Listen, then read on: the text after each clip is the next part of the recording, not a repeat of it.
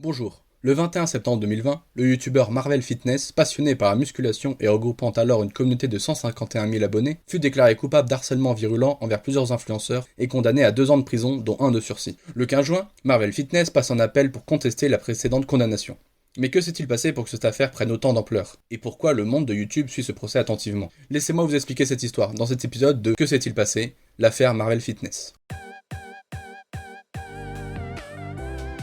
Présentons tout d'abord nos protagonistes. Nous avons d'un côté Marvel Fitness, youtubeur passionné par le fitness, comme son nom l'indique, ayant recréé une chaîne comptant aujourd'hui 79 000 abonnés, et John Branco, un avocat notamment connu pour avoir été le défenseur de Jean-Luc Mélenchon en 2017, ou encore pour avoir défendu les figures du mouvement des Gilets jaunes.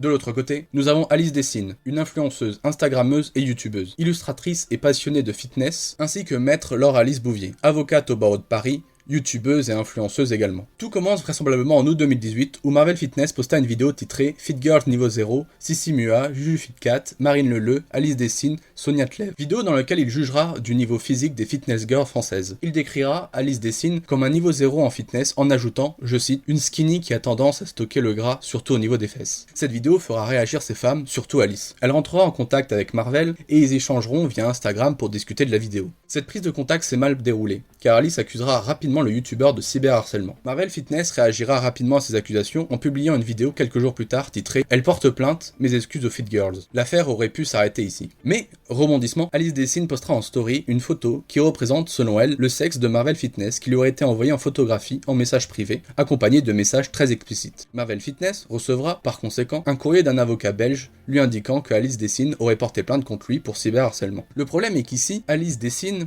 accuse le youtubeur d'harcèlement envers sa propre personne et non envers son personnage public. Marvel Fitness portera également plainte pour diffamation, plainte qui lui sera refusée. Ensuite, le 26 mars 2019, Marvel Fitness publiera une vidéo pour évoquer les différentes facettes de l'avocate d'Alice. Il demandera également à cette dernière de prendre parti publiquement sur l'affaire entre lui et Alice. Maître Laure Alice recevra, suite à cette vidéo, de très nombreux messages de haine sur les réseaux.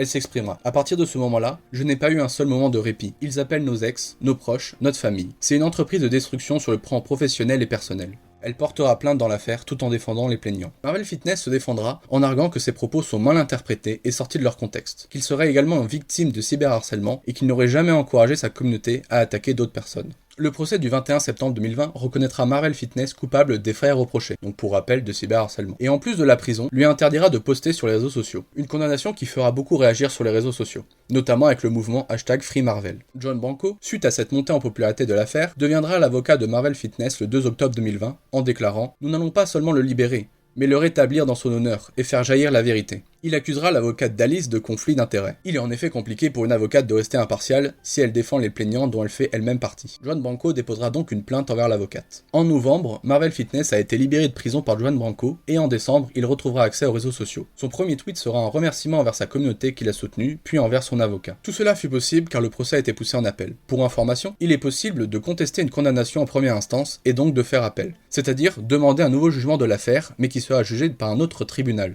nommé ici la cour d'appel. De plus, il est également possible de faire appel à une décision rendue en cour d'appel. L'affaire sera alors jugée en cour de cassation. Cependant, il ne sera plus possible de faire appel une troisième fois. Ainsi, le procès en appel s'ouvre début juin. Marvel Fitness déclarera regretter de ne pas avoir parlé en première instance et se défendra de toute intention de nuire, assurant que ses vidéos sont satiriques. John Branco dénoncera un conflit de cours de récréation qui n'aurait pas dû être traité en justice, regrettant des contradictions, des mensonges et des faux témoignages qui traversent le dossier. Propos appuyés par les témoignages du dossier des plaignants où Marvel Fitness aurait déclaré vouloir fuir le pays pour aller au Waganda, un pays n'existant pas. Johan Branco accusera également Alice Dessine d'avoir publié une fausse photo intime de Marvel Fitness, accusant donc cette dernière d'harcèlement et de volonté de salir Marvel Fitness sur les réseaux. La cour d'appel rendra son arrêt le 28 septembre prochain. Pour conclure, cette affaire est très importante pour le monde de YouTube car il s'agit du premier procès pour des faits bien connus d'Internet. Le cyberharcèlement est, malheureusement, fréquent sur Internet, et le résultat de ce procès pourrait pousser certains à porter plainte envers d'autres potentiels harceleurs. De plus, cette affaire risque fortement de servir de jurisprudence pour les prochaines années. Pour rappel, la jurisprudence permet, entre guillemets, de servir d'exemple de conclusion sur une affaire dont le problème juridique a déjà été résolu lors d'une affaire similaire. Ainsi, quelle que soit l'issue du procès, d'autres procès entre youtubeurs risquent de se dérouler ces prochaines années.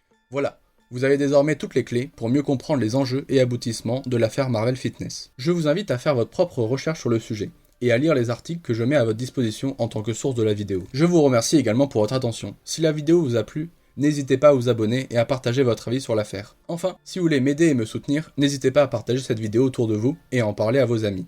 Sur ce, bonne soirée, à plus.